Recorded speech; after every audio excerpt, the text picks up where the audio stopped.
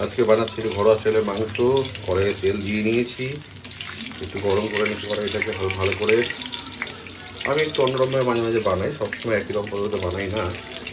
হয়তো অনেকের অনেক রকম থাকতে পারে যে এরকমভাবে কেউ বানাই কিনা, তবে যাই হোক এটা আমি ভালো লাগে। তো তেজপাতা দিয়ে দিলাম, সঙ্গে দারচিনি, গোটা চারেক এলাচ। একটু ভালো করে ফ্রাইটা হয়ে গেলেই ভাজা হয়ে গেছে মোটামুটি। এবার একটু পেঁয়াজটা দিয়ে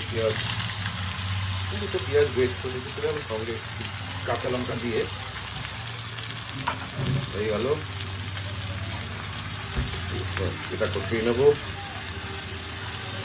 তারপরে আসছি। পেঁয়াজটা মোটামুটি ভাজা ভাজা একটু হয়ে এলে জিঞ্জার গার্লিক পেস্ট আমি দিয়ে দিলাম, বেশি না, একদম অল্প করে, আন্দাজ মতো 2 থেকে 2.5 চামচ। তারপর এটা একটুখানি কিছুক্ষণ সাঁতলে নিয়ে তারপরে আমি হলুদ এবং লঙ্কার গুঁড়ো, ধনে আর জিরে গুঁড়ো ব্যবহার করবো। তবে একটু পরে একটু ছাড়ুক, মোটামুটি কাঁচা গন্ধটা চলে গেলে তখন এক এক করে হলুদ গুঁড়ো,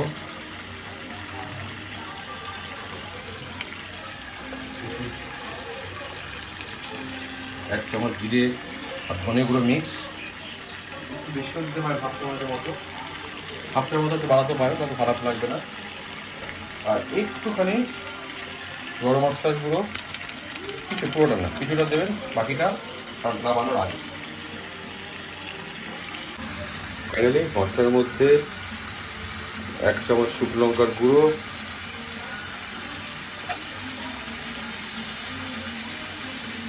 1 চামচ ধনের গুঁড়ো আর একটু শিমলা মির্চ, red chilli powder only for colour. হাতের আন্দাজে মোটামুটি দিলেই হবে, এতে কালারটা চলে আসবে। একটু জল ব্যবহার করে নেবেন, লাইট, তাহলে একটু জল এটার সাথে কষানো চলবে। মোটামুটি হয়ে গেলেই আমরা এতে ফাইনালি একটু টমেটো দিয়ে দেবো। হয়ে গেল, মোটামুটি একটু কষানো হয়ে গেলেই আমি মাংসটা অ্যাড করবো। এবার আমি মোটামুটি এটা হয়ে এসছে, এবার আমি মাংসটা অ্যাড করে দেবো।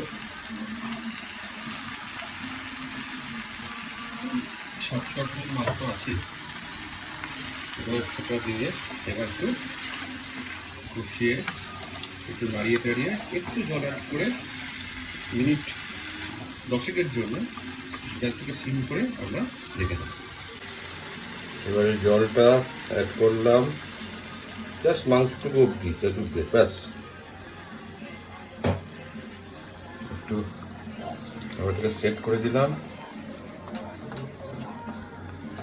গ্যাসটাকে জাস্ট একটু হালকা বয়েল হওয়ার জন্য দেওয়া, পরে ভালো করে আবার বাকিটা হবে। আমি এই ঢাকা দিয়ে দিলাম, পুরোপুরি গ্যাসটা সিম করে দিলাম। মোটামুটি 15 মিনিট ঢাকা দেওয়ার পরে এখন করলাম, প্রায় হয়ে গিয়েছে। জাস্ট এবার একটু নুনটা অ্যাড করবো, আমি আগে দিয়েছিলাম না, আন্দাজ মতো নুন হয়ে গেল। আর গরম মশলার গুঁড়ো একটু অ্যাড করে দেবো স্লাইড। ফাইনাল যখন একদম নামাবো তখন আমি একটু ধনেপাতা কুচি দিয়ে একটু গার্নিশিং করে দেবো। তাহলে মোটামুটি আমাদের হোমলি চিকেন বা ডেইলি চিকেন রেডি। ঝোলটা একটু আমি কমই রাখবো, কারণ আমি ঝোল পছন্দ করি না, তো বাকি সবাই নিজেদের মতো ঝোল রাখতেই পারে, যার যার যেরকম প্রয়োজন। তাহলে আজকে এই পর্যন্তই, নেক্সট আবার একটা অন্য রান্না নিয়ে আসবো। Till then, bye bye, take care.